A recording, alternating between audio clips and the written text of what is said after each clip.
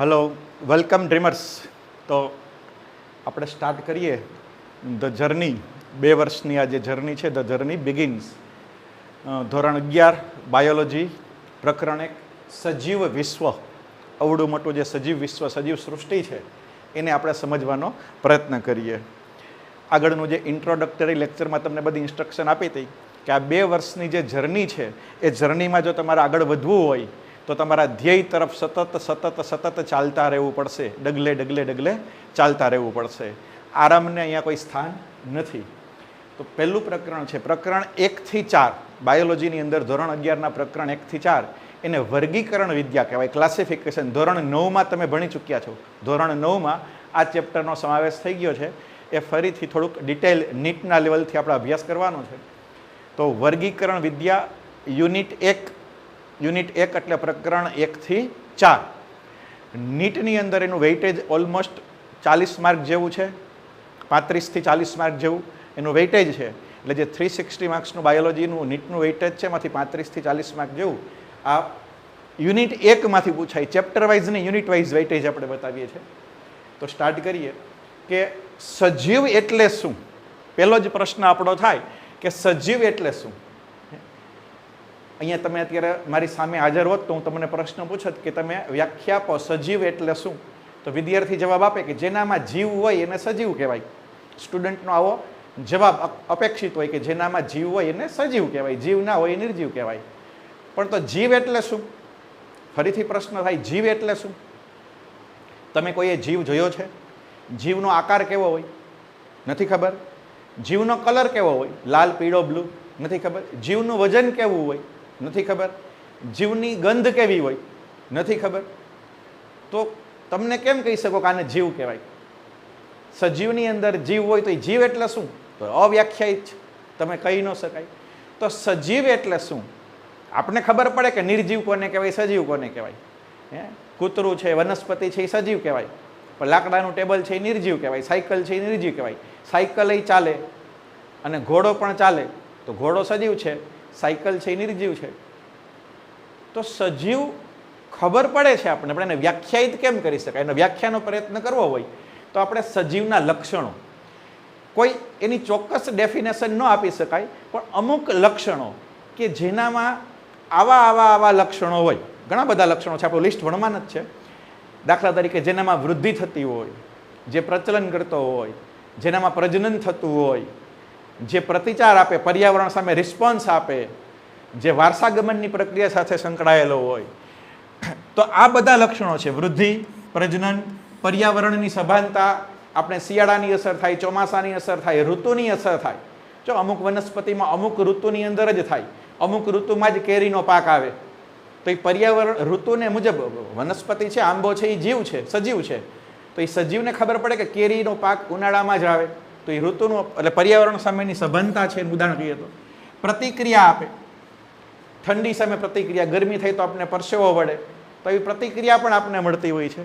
તો આવા કેટલાક લક્ષણો છે, કોઈ એક લક્ષણ નહીં. આપણે એમ કહીએ કે ભાઈ પ્રજનન, તો એવું નથી. ઘણા સજીવો પ્રજનન ન કરે. વંધ્ય સજીવો, મધમાખી હોય, મધમાખી એમાં જે કામદાર માખી એ વંધ્ય માખી હોય, ક્યારેય જીવનમાં પ્રજનન કરે જ નહીં, છતાંય સજીવ કહેવાય. એટલે માત્ર પ્રજનન કરી સજીવ. વૃદ્ધિ, તો વૃદ્ધિ તો નિર્જીવની પણ થાય. દાખલા તરીકે તમારું 1 માળનું મકાન હોય, તમે એની ઉપર ચણતર કરો તો 2 માળનું થયું, ચણતર કરો તો 3 માળ થયું, તો એની વૃદ્ધિ થઈ કહેવાય. વૃદ્ધિ થઈ. રેતીનો ઢગલો છે, એમાં તમે રેતી ઉમેર્યા રાખો તો રેતીનો ઢગલો છે એનું કદ મોટું થાય તો એની વૃદ્ધિ કહેવાય. તો વૃદ્ધિ તો નિર્જીવમાં થાય. એટલે માત્ર ને માત્ર કોઈ એક લક્ષણને આધારે સજીવોને વ્યાખ્યાયિત કરી શકાય નહીં. ઘણા બધા લક્ષણો છે. ચયાપચય છે, સ્વયંજનન કરી શકે, ડીએનએ હોય પોતાના જેવું નવું ડીએનએ બને, કોષ વિભાજન થાય, આ બધું. તો આ બધા જ લક્ષણો છે એ સજીવોના લક્ષણો કહી શકાય. 1 બાય 1 આપણે જોઈએ. પેલું જે વૃદ્ધિ, પેલું લક્ષણ શું છે? વૃદ્ધિ. કે બધા જ સજીવો વૃદ્ધિ પામે. જેને આપણે સજીવ કહીએ એની વૃદ્ધિ થાય. બાળકનો જન્મ થાય અને પછી ધીમે ધીમે વૃદ્ધિ થાય. વનસ્પતિનું તમે બીજ રોપો જમીનમાં, અંકુરણ થાય ને એની વૃદ્ધિ થાય. અથવા તો કોઈ છોડ છે, કલમ છે, એનું રોપો તો પછી એની વૃદ્ધિ થાય. તો દરેક સજીવો વૃદ્ધિ પામે. કદમાં વૃદ્ધિ પામે, સંખ્યામાં વધારો થાય. કદમાંય વૃદ્ધિ પામે. દાખલા તરીકે આપણું કદ મોટું થયું, બાળક સ્વરૂપે આપણે હોય એમાંથી આપણું કદ મોટું થયું, પણ સંખ્યા એકની જ રહી. પણ બેક્ટેરિયા છે એ સંખ્યામાં વધારો પામે. 1 ના 2 થાય તો 2 બેક્ટેરિયા થાય, 2 ના 4 થાય તો 4 બેક્ટેરિયા થાય, 4 ના 8 થાય. તો કદમાં પણ વધારો થયો, સંખ્યામાં પણ વધારો થયો, તો એ પણ વૃદ્ધિ કહી શકાય. આ બંને પૂરક લક્ષણો છે. બહુકોષી સજીવો એટલે આપણે બહુકોષી સજીવો છે, ઉચ્ચ કક્ષાના સજીવો, એમાં કોષ વિભાજનથી વૃદ્ધિ થાય. આપણા શરીરમાં નવા નવા કોષો ઉમેરાતા જાય, કોષનું વિભાજન થાય, 1 ના 2, 2 ના 4 કોષનું વિભાજન, અને નવા નવા કોષો ઉમેરાતા જાય. જેમ જેમ કોષની સંખ્યા વધતી જાય આપણી વૃદ્ધિ થાય, આપણી ઊંચાઈ વધે, કદ વધે, આપણું કદ વધે. પણ એક કોષી સજીવો હોય, એક કોષી સજીવો, એમાં જ્યારે કોષ વિભાજન થાય ત્યારે વંશ વૃદ્ધિ થાય. વંશ વૃદ્ધિ, વંશ વૃદ્ધિ એટલે શું? તો કંઈ પ્રજનન થયું. એક બેક્ટેરિયા છે કે એક અમીબા છે, એનું વિભાજન થયું. આ અમીબા છે, અનીબા, એનું વિભાજન થયું. તો એકમાંથી કેટલા અમીબા થઈ ગયા? 2 અમીબા થઈ ગયા, 2 અમીબા થઈ ગયા, એકમાંથી 2 અમીબા થઈ ગયા. તો એ વંશ વૃદ્ધિ થઈ. આપણા સજીવમાં કોષ વિભાજન થાય, આપણા શરીરમાં કોષ વિભાજન થાય તો આપણે એકમાંથી 2 નથી થતા, આપણું કદ વધે છે. તો બહુકોષી સજીવોમાં કોષ વિભાજનથી વૃદ્ધિ થાય, એક કોષી સજીવોમાં વંશ વૃદ્ધિ થાય. વનસ્પતિઓમાં વૃદ્ધિ અને કોષ વિભાજન જીવન પર્યંત થાય. વનસ્પતિમાં એ મૃત્યુ ન પામે ત્યાં સુધી એમાં કોષ વિભાજન અને વંશ વૃદ્ધિ થાય, વૃદ્ધિ થાય, વંશ વૃદ્ધિ નહીં, વૃદ્ધિ, જીવન પર્યંત વૃદ્ધિ થાય. જ્યારે પ્રાણીઓમાં ચોક્કસ ઉંમર સુધી જ વૃદ્ધિ થાય. બાળપણમાંથી યુવાવસ્થા સુધી પહોંચે ત્યાં સુધી વૃદ્ધિ થાય, પછી અટકી જાય, વૃદ્ધિ અટકી જાય. એટલે અમુક ઉંમર સુધી વૃદ્ધિ થાય, પછી સતત વૃદ્ધિ ન વધે. બાળક હોય એની ઊંચાઈ 1 ફૂટ હોય તો 1 ફૂટ વાળી 2 ફૂટ થાય, 3 ફૂટ થાય, 4 ફૂટ થાય, 5 ફૂટ થાય, 6 ફૂટ થાય સમથિંગ, પણ પછી વૃદ્ધિ અટકી જાય. મેક્સિમમ હાઈટ સુધી પહોંચી જાય, પછી ઊંચાઈ વધતી અટકી જાય. એવું નથી કે 10, 15 ફૂટ, 20 ફૂટ સુધી ઊંચાઈ થયા જ રાખે. વનસ્પતિમાં સતત વૃદ્ધિ થાય, પ્રાણીઓની અંદર વૃદ્ધિ છે એ અમુક ઉંમર સુધી થાય અને પછી અટકી જાય. જ્યારે આપણા શરીરનો કોઈ ભાગ, કોઈ કોષો નાશ પામે, મૃત્યુ પામે, તો એની જગ્યાએ નવા કોષો આવે. જૂના કોષોનું મૃત્યુ થાય તો નવા કોષો ઉમેરાય, તો એ પ્રક્રિયાને કોષ વિભાજન કહેવાય. એ પણ વૃદ્ધિની અંદર આવે. એક કોષી સજીવોમાં પણ કોષ વિભાજનથી વૃદ્ધિ થાય. એક કોષી સજીવો છે એમાં કોષ વિભાજનથી વૃદ્ધિ થાય, પણ એ વૃદ્ધિને આપણે શું કહેશું? વંશ વૃદ્ધિ કહેશું. માઇક્રોસ્કોપમાં આપણે કોષની સંખ્યા ગણી શકાય.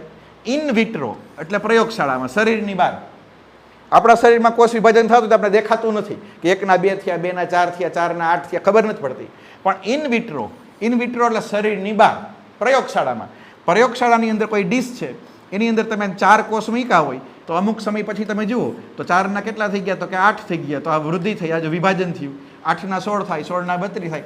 તો એ પ્રયોગશાળામાં ઇન વિટ્રોમાં તમે કોષની સંખ્યામાં થતો વધારો સરળતાથી જોઈ શકાય છે.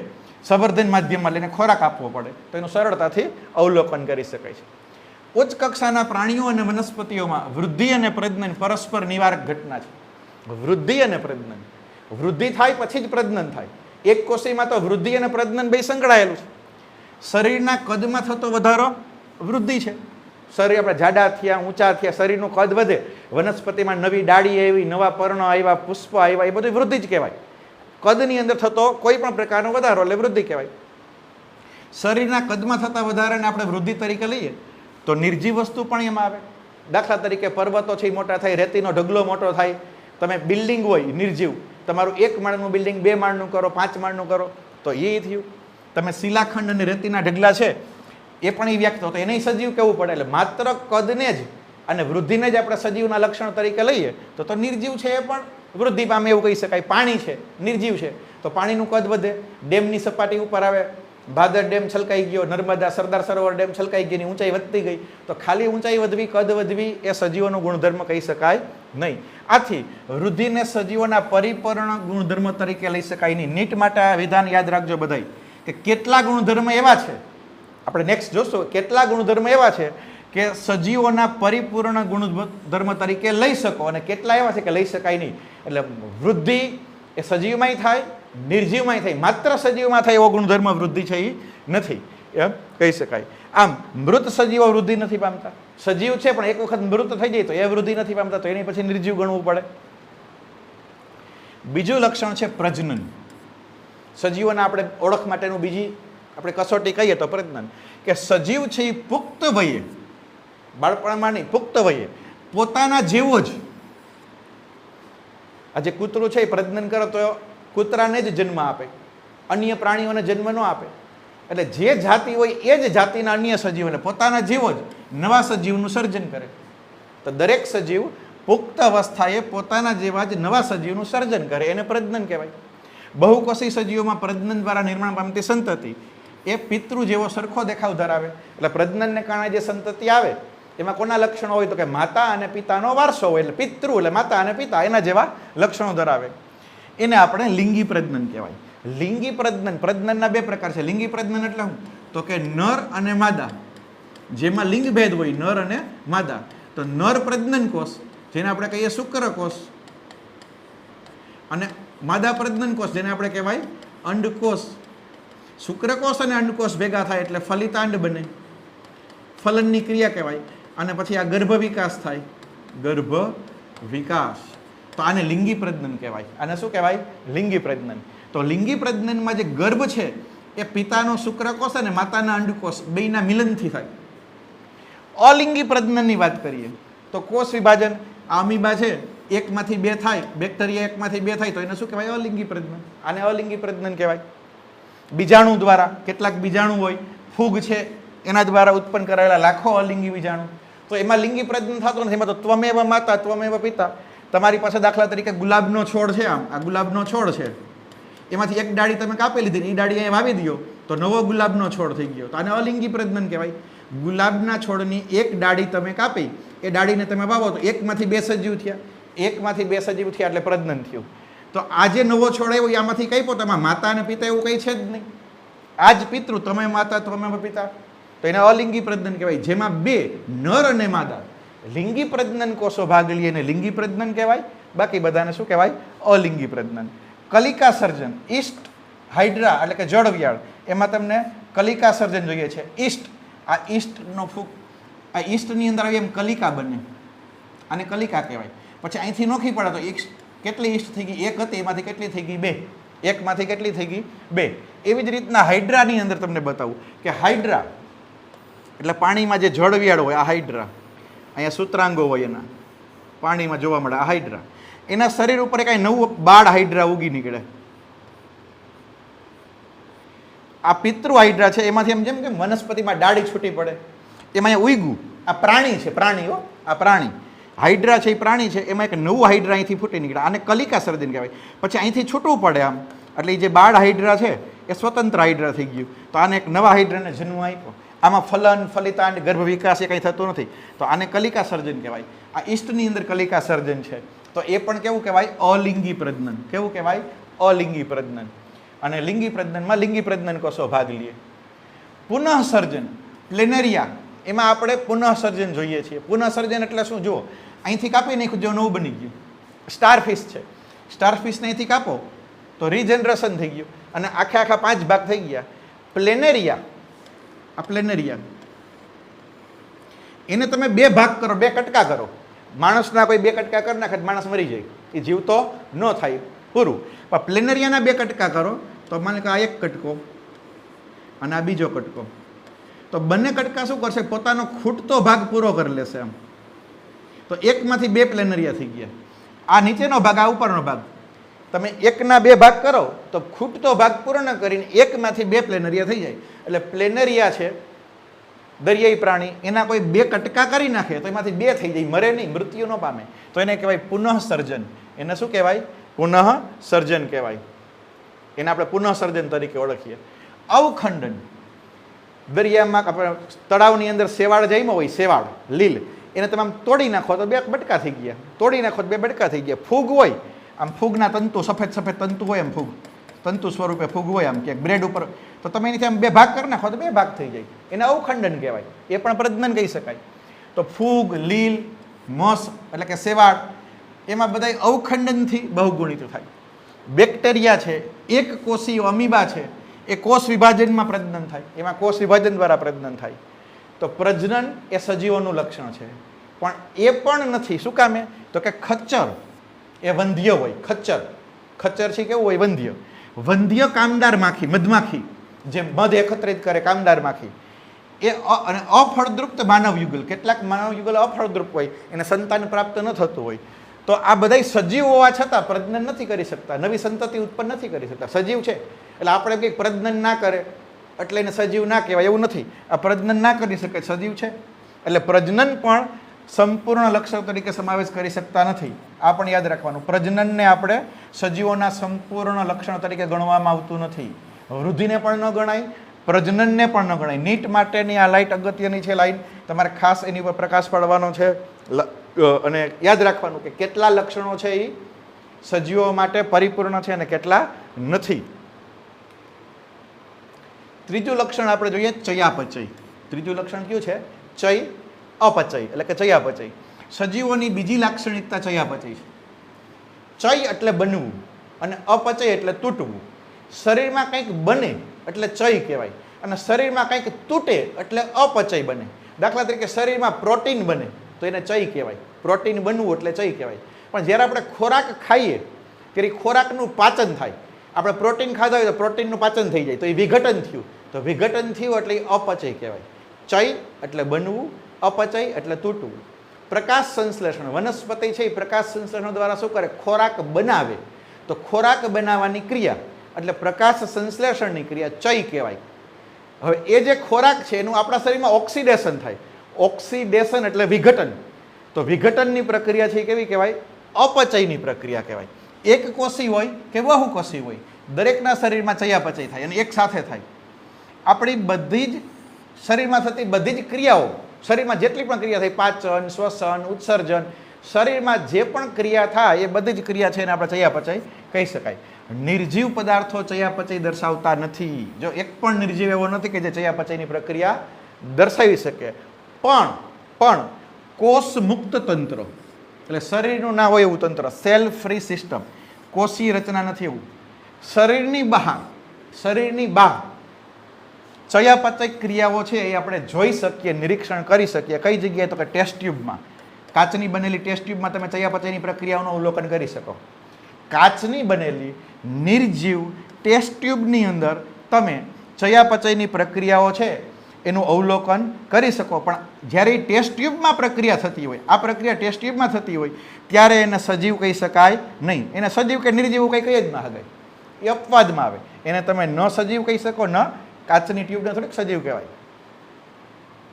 જ્યારે અપચય ક્રિયા વધી જાય ચય કરતા, એટલે ચય વધે, જ્યારે ચય પ્રક્રિયા વધે, ચય ગ્રેટર ધેન અપચય, તો વૃદ્ધિ થાય. તો શું થાય? વૃદ્ધિ થાય. શરીરમાં ચય પ્રક્રિયા બનવાની પ્રક્રિયા વધારે હોય ને વિઘટન પામવાની ક્રિયા ઓછી હોય, એટલે આવક વધારે છે, જાવક ઓછી છે તો વૃદ્ધિ થાય. અને એનાથી ઉલટું કે જ્યારે ચય પ્રક્રિયા ઓછી થાય ને અપચયની ક્રિયા વધી જાય ત્યારે વૃદ્ધત્વ આવે. વૃદ્ધત્વ એટલે કે શરીર જીર્ણ બને, જીર્ણતા આવે. એટલે ચય અને અપચય આપણા શરીરમાં થતી બે પ્રક્રિયા. ચય એટલે બનવું, અપચય એટલે તૂટવું, વિઘટન થવું. ચય વધારે હોય તો શરીર વૃદ્ધિ પામે અને અપચય વધી જાય તો શરીર છે એ ઘસારો પામે. ધીમે ધીમે શરીર છે એ ઘસાતું જાય અને એમાં ઘસારો અનુભવાય. કોઈ પણ અપવાદ વગર ચયાપચયને દરેક સજીવોના સંપૂર્ણ લક્ષણ તરીકે સ્વીકારીએ. જો કોઈ પણ અપવાદ વગર ચયાપચયને દરેક સજીવોના સંપૂર્ણ લક્ષણ તરીકે સ્વીકારીએ તો ઇન વિટ્રો એટલે કે આપણે કીધું શરીરની બહાર ટેસ્ટ ટ્યુબમાં થતી ક્રિયાઓ એ જીવંત વસ્તુનું નહીં પણ ચોક્કસ રીતે થતી જૈવિક ક્રિયાઓ છે. એટલે ટેસ્ટ ટ્યુબમાં જે પ્રક્રિયા થાય એ સજીવ નથી પણ જૈવિક ક્રિયા કહી શકાય, એને જૈવિક ક્રિયા કહી શકાય. ચોથું લક્ષણ આપણે આગળ વધીએ, પર્યાવરણીય ઉત્તેજનાઓ સામેની પ્રતિક્રિયા. પર્યાવરણનો પ્રતિચાર. સજીવ છે એ પર્યાવરણ સામે પ્રતિચાર આપે. આસપાસની પરિસ્થિતિ એટલે કે પર્યાવરણ પ્રત્યે અનુભૂતિ અને એનો આવિષ્કારની ક્ષમતા. એટલે આવિષ્કાર એટલે ઓળખવું, ઠંડીને ઓળખવી, ગરમીને ઓળખવી, વરસાદને ઓળખવો, એ બધું. તો એને પર્યાવરણ પ્રત્યેના અનુભૂતિની આવિષ્કારની ક્ષમતા કહેવાય. આવી પ્રતિક્રિયા ભૌતિક હોય, રાસાયણિક હોય અથવા જૈવિક હોય. ભૌતિક, રાસાયણિક અથવા તો જૈવિક હોય. દાખલા તરીકે પ્રાણીઓ છે એ પ્રકાશ, પાણી, તાપમાન, પ્રદૂષકો આ બધા ઉપર એની અસર થાય છે. આના ઉદાહરણ આપવું હોય, એમાં કંઈ ઉદાહરણ નથી આપ્યા, આપણે ઉદાહરણ આપવા હોય દાખલા તરીકે તો ખૂબ જ તડકો પડે તો વનસ્પતિ સુકાઈ જાય, બાષ્પોત્સર્જન વધી જાય તો એ પ્રકાશની અસર થઈ, એની પર પ્રતિચાર થયું. રાસાયણિક ફેરફાર થાય ઘણી વખત આપણા શરીરની અંદર, પર્યાવરણની અસર થાય. દાખલા તરીકે આપણે પર્વતારોહણ કરીએ તો આપણા હાર્ટબીટ વધી જાય, ધબકારા વધી જાય તો પર્યાવરણ સામેનો પ્રતિચાર થયો. માની લો કે આપણે ખૂબ જ ઊંચાઈ ઉપર જઈએ, હવા પાતળી થાય, હવા કેવી થઈ ગઈ? પાતળી. હવા પાતળી થઈ તો આપણો શ્વાસોશ્વાસ વધી જાય, કારણ કે ઓક્સિજન ઘટવા માંડે, આપણો શ્વાસ વધી જાય. તો એ પણ જૈવિક પ્રક્રિયા કે ચોક્કસ ઋતુની અંદર જ પ્રજનન થાય. દાખલા તરીકે કેટલાક પ્રાણીઓ એ અમુક ઋતુમાં જ પ્રજનન કરે. દાખલા તરીકે સિંહ છે, તો સિંહ છે એની પ્રજનન ઋતુ એટલે ચોમાસું, ચોમાસું છે એની બ્રીડિંગ સિઝન કહેવાય. તો ચોક્કસ ઋતુમાં જ પ્રજનન કરે, એને સિઝનલ બ્રીડર કહેવાય. આ પણ આપણે બાયોલોજીની અંદર 12th નો એક ભાગ છે કે કન્ટિન્યુઅસ બ્રીડર કે જે કાયમી 365 દિવસ પ્રજનન ક્ષમતા ધરાવે, દાખલા તરીકે મનુષ્ય. પણ અમુક પ્રાણીઓ ઉપર સિઝનની અસર થાય. ઘુવડ છે તો એ દિવસે આરામ કરે ને રાત્રે નિશાચર એટલે રાત્રિ સમયે જ પોતે ફરી, તો પ્રકાશની અસર થાય. તો મતલબ કે પર્યાવરણની જે ઉત્તેજના છે એની સામે આપણે પ્રતિક્રિયા કરી. ચોમાસાની અસર થાય, શિયાળાની અસર થાય, એ બધી. તો એ પણ સજીવોનું લક્ષણ કહી શકાય. અનુકૂલન, પહેલા લેક્ચરમાં કીધું હતું, અનુકૂલન જીવનનું લક્ષણ છે કે જે સજીવ જે પર્યાવરણમાં રહેતો હોય એને અનુકૂળ થઈને રહેવું પડે, એને અનુકૂલન સાધવું પડે. જે સજીવ રણમાં રહેતો હોય તો રણની પરિસ્થિતિ, તાપમાન ઊંચું, વરસાદ ઓછો, પાણી ઓછું, તો એને એ પ્રમાણે રહેવું પડે. જમીન છે એ રેતાળ હોય તો એને અનુકૂળ હોય તો જ એ રણમાં ટકી શકે. જે સજીવ છે હિમાલયના શિખરો ઉપર રહેતો હોય તો કે તાપમાન નીચું, માઇનસમાં હોય, બરફ હોય, એ પરિસ્થિતિમાં એને જીવતા શીખવું પડે. તો જે સજીવ જે પર્યાવરણમાં રહેતો હોય એ પર્યાવરણને અનુકૂળ થઈ અને રહેવું પડે, અને એના માટે એના શરીરની અંદર અનુકૂલનો વિકસાવે, એવી વિશિષ્ટ રચનાઓ વિકસાવે, એને આપણે અનુકૂલનો કહેવાય. પ્રજનન ઉપર પ્રકાશ અવધિની અસર થાય. પ્રકાશ અવધિ, પ્રકાશનો સમયગાળો. શિયાળામાં દિવસ ટૂંકો હોય, શિયાળામાં દિવસ ટૂંકો હોય તો અમુક વનસ્પતિમાં શિયાળામાં જ પુષ્પોત્સર્જન થાય. પુષ્પ આવે એટલે પ્રજનન થાય. પ્રજનનની ઋતુ એટલે પુષ્પ, વનસ્પતિ માટે લિંગી પ્રજનન થાય. તો એને આપણે શું કહીએ? શિયાળુ વનસ્પતિ અથવા short day plant, SDP, short day plant. અમુક વનસ્પતિ છે એ ઉનાળુ વનસ્પતિ હોય, ઉનાળામાં દિવસ લાંબો હોય, દિવસ લાંબો હોય તો વધુ સમય પ્રકાશ મળે, તો એને long day plant, long day plant કહેવાય, દીર્ઘ દિવસી વનસ્પતિ કહેવાય. તો પ્રકાશ અવધિ પ્રજનન ઉપર એની અસર થાય છે. સ્વયં સભાનતા, મનુષ્ય છે સભાન છે, એને પર્યાવરણની બધી ખબર પડે. તો આપણે જે પર્યાવરણમાં, દાખલા તરીકે ખૂબ જ ગરમી પડે તો આપણે શું કરીએ? પરસેવો વળે. પરસેવો વળે એટલે શરીરનું તાપમાન જાળવી રાખે. પરસેવો વળવાનું મુખ્ય કાર્ય શરીરનું તાપમાન જાળવી રાખવું. તરસ લાગે, આપણા શરીરની અંદર એવા સેન્સર હોય, તરસ લાગે એટલે પાણી પીવા માટે પ્રેરિત બનીએ. તો આ બધી છે સ્વયં સભાનતા કહેવાય, કે જે આપણે અનુકૂલન છે. હવે દાખલા તરીકે દવાખાનાની અંદર કોઈ કોમામાં જતો રહ્યો, મૂર્છાની અંદર કોમામાં જતો રહ્યો, એ દર્દીને આપણે જોઈએ તો એનું મગજ છે એ કેવું થઈ ગયું? અચેત થઈ ગયું, નિષ્ક્રિય થઈ ગયું. કોમામાં જતો રહ્યો, મગજ છે એ ડેડ થઈ ગયું, મગજ. તો એ દર્દી છે એ સભાન નથી, એ આમ નિશ્ચિત થઈને પડ્યો રહે, એને કંઈ ભાન હોતું નથી. તો આવા દર્દીને આપણે એને સજીવ ગણવો કે નિર્જીવ ગણવો? એને સજીવ કહેવાય કે નિર્જીવ કહેવાય? તો કે જ્યાં સુધી મૃત્યુ ના પામે ત્યાં સુધી આપણે એને સજીવ કહી શકીએ, ત્યાં સુધી આપણે એને સજીવ કહી શકીએ. મૃત્યુ, ડેથ સર્ટિફિકેટ ના આપે, હાર્ટ કામ કરતું બંધ ન થઈ જાય ત્યાં સુધી આપણે એને શું ગણી શકીએ? સજીવ ગણી શકીએ. સભાન નથી છતાં પણ ઉચ્ચ વર્ગના સજીવોની અંદર તમે જુઓ કે પેશીના ગુણધર્મ એના બંધારણને લીધે નહીં, પરંતુ તેમાં રહેલા કોષો વચ્ચેની આંતરક્રિયાનું પરિણામ છે. અમુક શબ્દ આપણે જોઈએ કે દરેક સજીવ એનો રચનાત્મક અને ક્રિયાત્મક એકમ કોષ હોય. દરેક સજીવનો રચનાત્મક અને ક્રિયાત્મક એકમ એટલે કોષ. કોષ ભેગા થાય એટલે એમાંથી પેશી બને, પેશી ભેગી થાય એટલે એમાંથી અંગ બને, અંગ ભેગા થાય એટલે એમાંથી અંગતંત્ર બને, અંગતંત્ર. હવે કોઈ પણ પેશી છે, વનસ્પતિમાં હોય પેશી, જલવાહક પેશી, અનવાહક પેશી, પ્રાણીઓમાં ચેતા પેશી, સ્નાયુ પેશી વગેરે. તો આ પેશી છે એના ગુણધર્મો કોના ઉપર આધાર રાખે? તો કે કયા કોષ ઉપર છે, પેશીની અંદર કયા પ્રકારના કોષો આવેલા છે, આના ઉપર પેશીનો આધાર રાખે છે. એટલે પેશીના ગુણધર્મ પેશીના કારણે નહીં, પણ એના બંધારણમાં જે કોષ છે એ કોષની વચ્ચે જે પ્રક્રિયાઓ થાય એને કારણે હોય. અને એવી જ રીતના કોષીય અંગિકાઓના ગુણધર્મ તેના આણ્વીય બંધારણને કારણે નહીં, પરંતુ તેમાં રહેલા આણ્વીય ઘટકો વચ્ચેની પ્રક્રિયા. હવે કોષની અંદર શું આવેલું હોય? અંગિકા આવેલી હોય. કોષની અંદર અંગિકા આવેલી હોય. કઈ અંગિકા? તો કે કોષમાં કણાભસૂત્ર હોય, લાઇસોસોમ હોય, ગોલ્ગીકાય હોય, અંતઃકોષ રસજાળ હોય. કોષની અંદર અંગિકા હોય. આ અંગિકા શેની બનેલી હોય? તો કે એમાં પ્રોટીન હોય, લિપિડ હોય, સેલ્યુલોજ હોય, આવું બધું હોય, ઘણું બધું, DNA, RNA. તો કોષીય અંગિકા એટલે કોઈ પણ અંગિકા છે એના ગુણધર્મ કોના ઉપર આધાર રાખે? એનું બંધારણ, કે એની અંદર કયા ઘટકો આવેલા, આણ્વીય ઘટકો એટલે પ્રોટીન છે, લિપિડ છે, સ્ટાર્ચ છે, સુક્રોઝ છે, ગ્લુકોઝ છે, એને કારણે અંગિકાના ત્યાર પછી આપણે જોઈએ સંગઠન.